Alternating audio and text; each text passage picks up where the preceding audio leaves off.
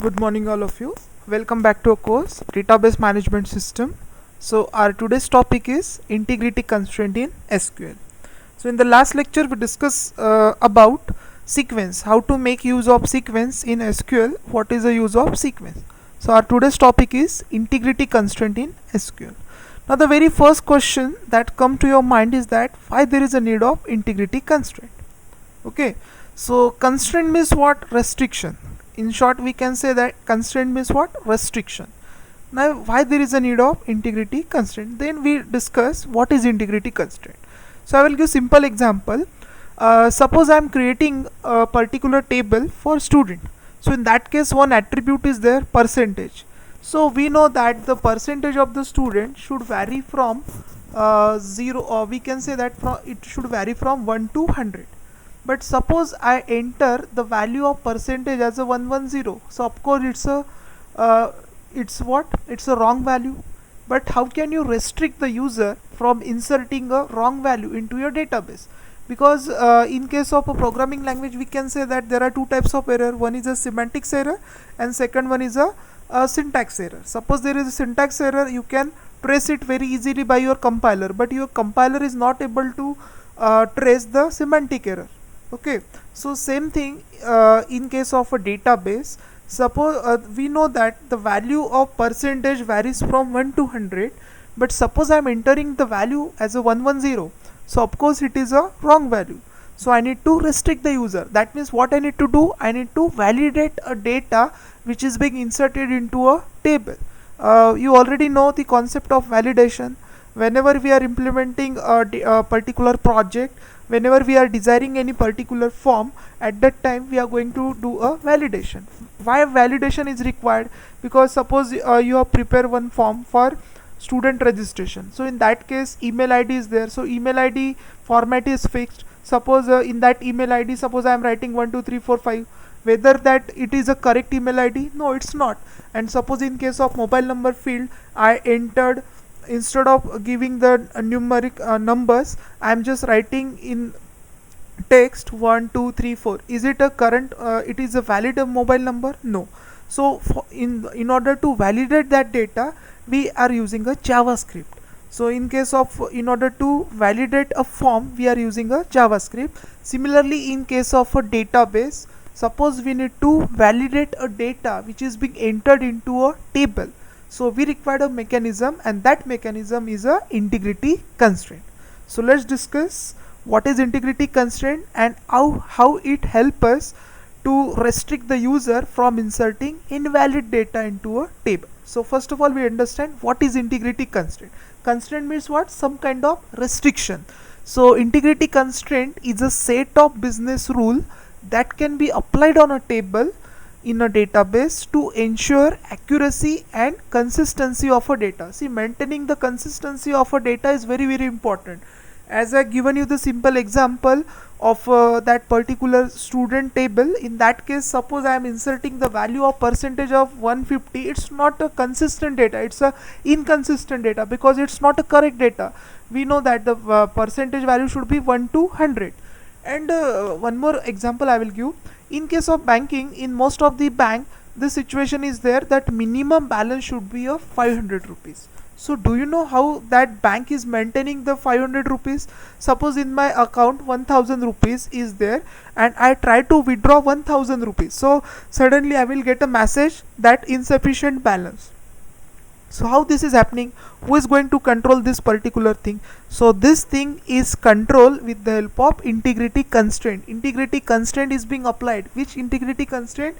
Check integrity constraint is applied on your table, so that whenever it found that your balance is less than 500, it will throw an particular error, or it will throw a particular message. So that thing is controlled. So for that purpose we require a integrity constraint. So integrity constraint is again very important part in case of a database.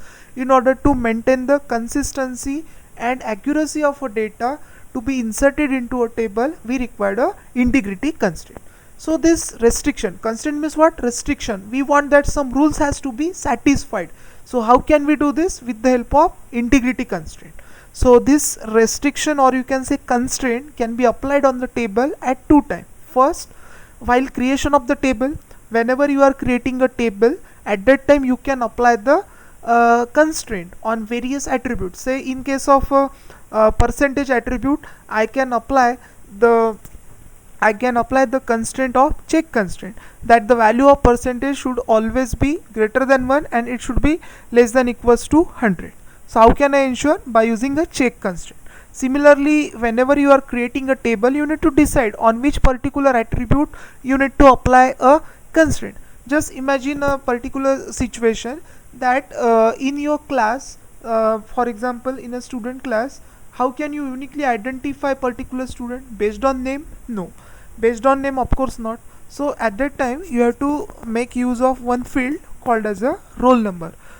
Based on roll number, you can uniquely identify every student of the class. And suppose while inserting a data of a student into a table, I have kept the roll number field as a blank. So whether it's acceptable to have roll number as a blank? No, it's not. So how can you restrict the user?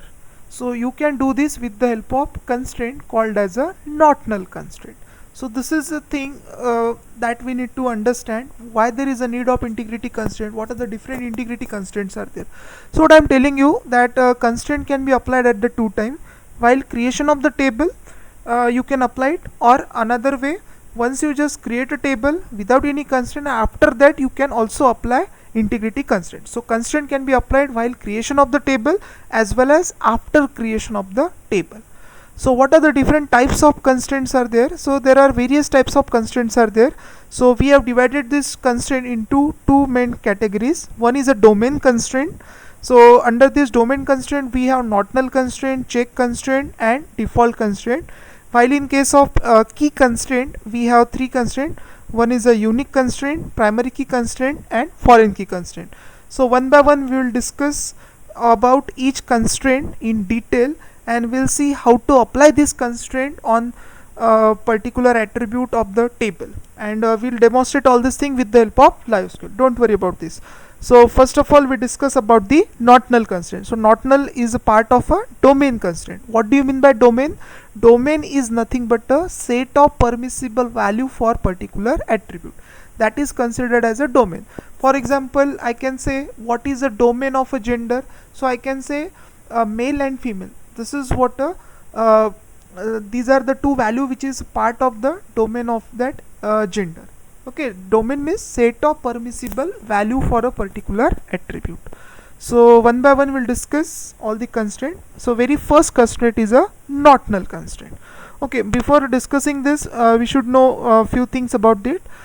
Constraint can be defined in two ways. Here, as we have seen, there are two timings are there where you can apply constraint, at the time of creation or after creation of the table. And second thing you should know about that, constraint can be defined in two ways. Constraint can be specified immediately after column name.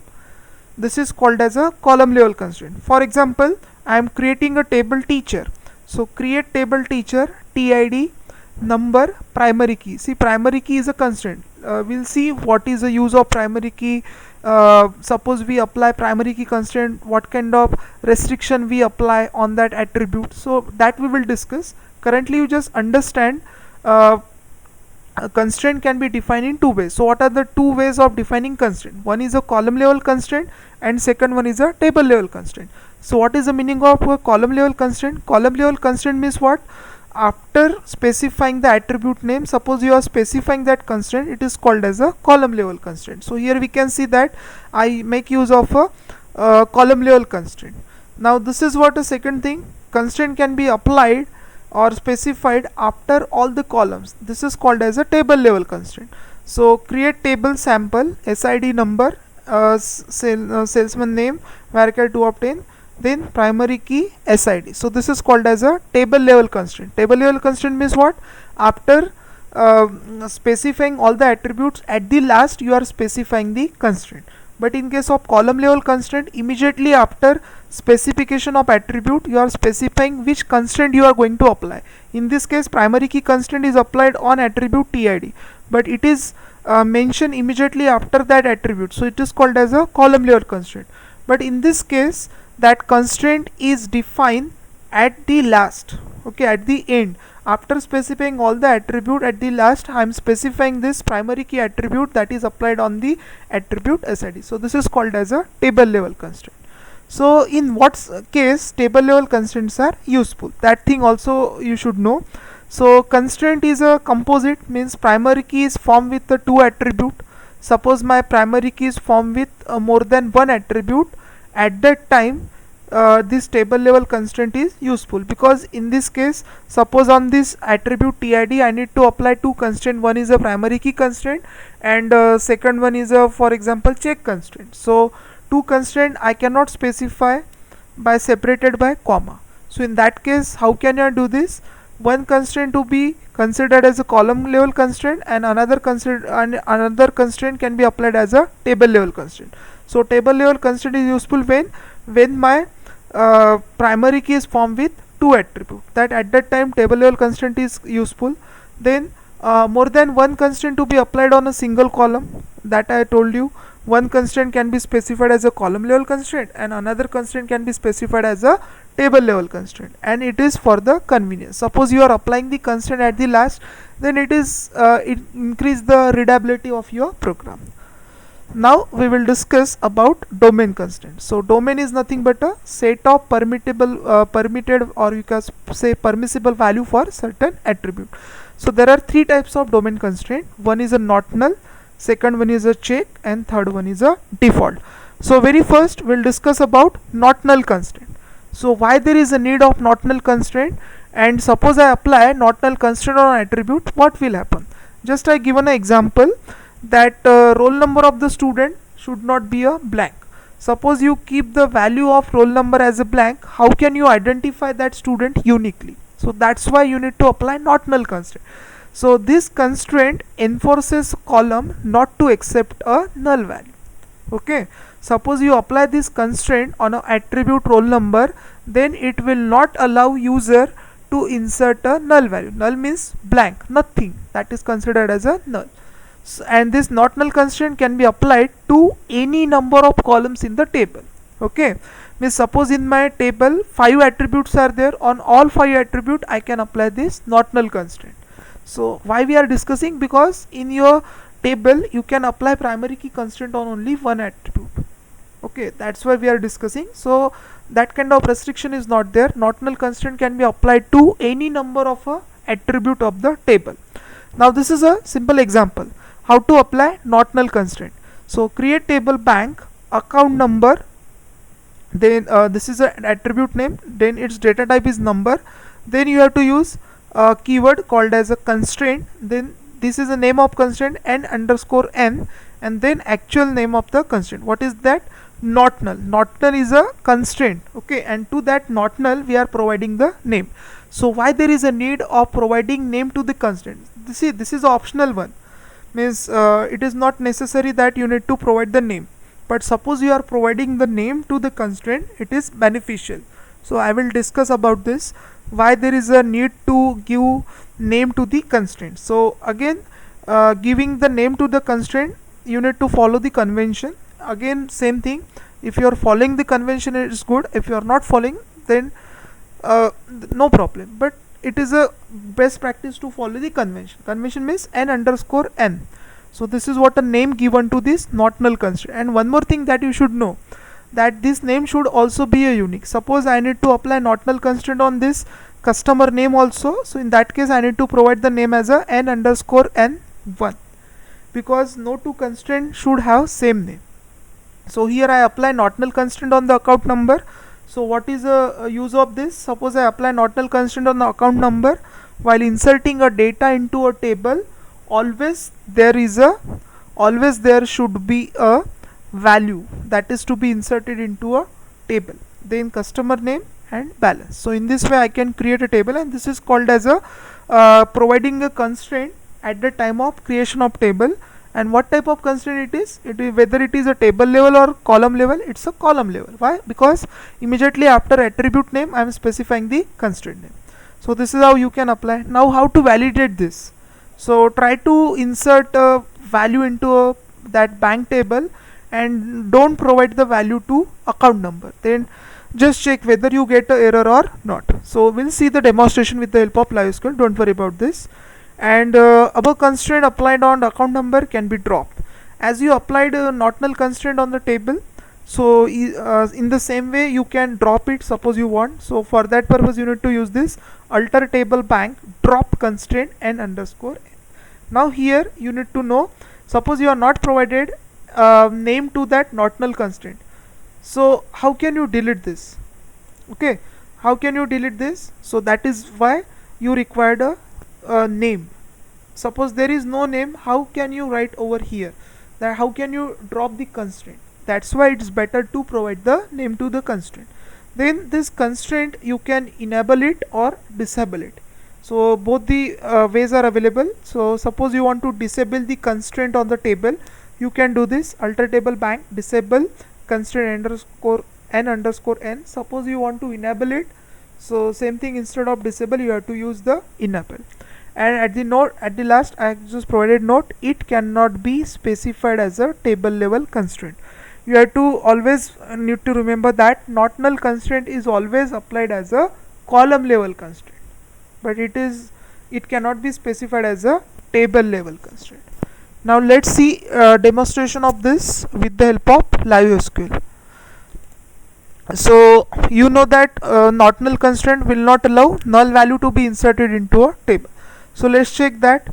So just I will create one table bank with 3 attributes: account number, name and the balance. So here I applied not null constraint on attribute account number. So I just try to execute it. So here my table is created. So what I have done, I have applied not null constraint on account number. Now we have to validate it. Suppose I am not providing the value of account number, whether it gives any error or not. So it has to give error. That is what the use of a constraint. Error means message, alert message. So here you can see in this case I have not provided the value of account number, and I am trying to insert null value of account number. Means I am not providing any value, that means it means I need to I am providing the null value, and this not null constraint will not allow null value to be inserted into this account number field. So in this case this particular message has been displayed: cannot insert null into Aura sysd line 1721. So this kind of messages we are getting. Why this message is getting? Because we are trying to insert a null value into a attribute account number. So this is how you can apply not null constraint. Suppose you need to disable the constraint. Okay, so what I will do, I will just disable the constraint applied on this table bank. Okay, so what I written, alter table bank disable the constraint n underscore n. So I just execute it. So I just disable this constraint, and now I try to insert the null value into a table. Now let's check whether the value is inserted into table or not. Yes, one row is inserted. At that time we didn't get any kind of error. Why we are not getting any kind of error? Because this constraint not null that we applied on account number, we have disabled it. Now you just try to enable it, it will again gives you error. Okay, initially I told you that you can enable and disable the constraint on the table, but in this case what is the problem? Cannot validate check constraint violated, because already you have inserted a null value into a table, and now you are asking your table to enable the not null constraint. So it's a contradiction. Suppose you need to enable this particular constraint, what you need to do, you need to delete that particular row. So what I will do, truncate table bank. Okay, now I just truncate table bank, that means the row which I have inserted with null value, that I need to delete it, and now I have to enable. Now let's check whether I can able to enable this constraint or not. Now here you can see table is altered, that means that constraint is successfully again applied on the attribute called as a account number. So this is how you understand the use of not null constraint. Then suppose you want to drop the constraint, just like, see, enable and disable is different, means disable is different and drop is different. Suppose you decide to delete the constraint from this particular attribute account number. How can you do this? Alter table bank drop constraint n underscore n. By using this particular statement, you can drop the constraint also, and this constraint also treated as one of the object in your database.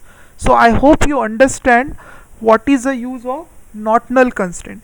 Suppose you apply not null constraint on any attribute, it will not allow to insert null value into that, and mostly it is used in that particular situation where you want that user should always provide the value. For example, in case of bank, account number should not be a blank, because suppose account number for particular customer is blank, how can you uniquely identify that customer? So this is what a use of a not null constraint. Now let's check another type of constraint. Next type of constraint is a check constraint. Now what is the use of check constraint? As I given you the example initially, that in case of most of the bank, there is a condition that minimum balance should be 500. So how they are maintaining this situation, or how they are maintaining this particular thing? So they are maintaining it with the help of check constraint. So this constraint is used to limit the range of value to be inserted in a specific column of the table. So minimum balance is one of the example. Another example is that of percentage, that the percentage value should vary from 1 to 100, it should not be greater than 100. So this is possible with the help of check constraint. Now example, so create table bank account number. On this account number, I want that account number should always be greater than 0. That means I want that I don't want to assign any negative account number to any particular customer, that -1, -2, -3. Likewise, I don't want to assign any kind of negative account number. So how can I ensure this thing to be happen? So for that purpose, I need to make use of a check constraint. So see here example, create table bank account number constraint c underscore k. That is the name of constraint given to check constraint. And what is the condition? That account number should always be greater than 0. Here ACC NO should be there. ACC NO should be there. So account number should greater than 0. So this is what a condition I applied while creation of the table. So this is possible with the help of check constraint. The name is there and balance is there. And we can also add and drop constraint after creation of the table, as we have already discussed in case of not null constraint, that after applying that constraint you can drop this constraint or you can add the constraint. So by using this two statement, this is what a statement to add a constraint after creation of the table, and this is what a command through which you can drop the constraint which you have applied. And finally note, it can be specified as a table level and column level, because we have seen not null constraint cannot be specified as a table level, it always be specified as a column level. But this is not a problem in case of check constraint. You can apply on any number of attribute similar to that of not null constraint. But one more flexibility in case of check constraint is that it can be specified as a table level or it can be specified as a column level. Now let's see the demonstration of check constraint with the help of live SQL. So now see here, we have already created a table bank. So what we'll do, we just drop this table and again create a table bank. So first of all, I just drop the table bank, so that I will create a again table bank with a new constraint, check constraint. So I will execute this, create table bank account number constraint c underscore k check, and here I am applying condition that account number should always be greater than 0. Okay, account number should always be greater than 0. That constraint I am applying it. So I just click on run. See here, table is created. I just created a table where I applied a check constraint on account number. Now see here, I am trying to insert a value into a bank with account number value as a -1. So whether it should be accepted? No, it should not be accepted, because I have applied condition that account number value should always be greater than 0. Now let's check let's validate this constraint. Yes, we are getting this error, check constraint is violated.